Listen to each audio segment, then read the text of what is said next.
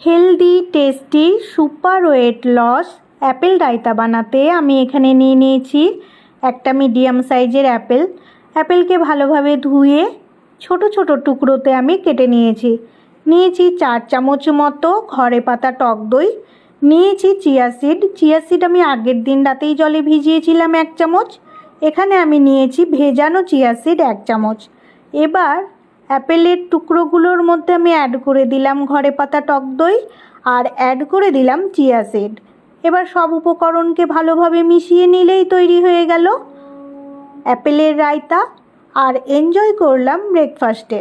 এইভাবে আপনারাও ঘরে তৈরি করে নেবেন healthy tasty weight loss apple raita আর এনজয় করবেন ব্রেকফাস্টে।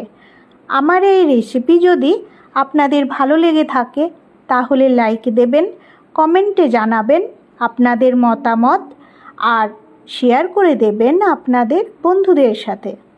এইভাবে চাইলে আপনারা আরও অনেক ফলের রায়তা বানাতে পারেন আর সহজেই ওজন কমাতে পারবেন।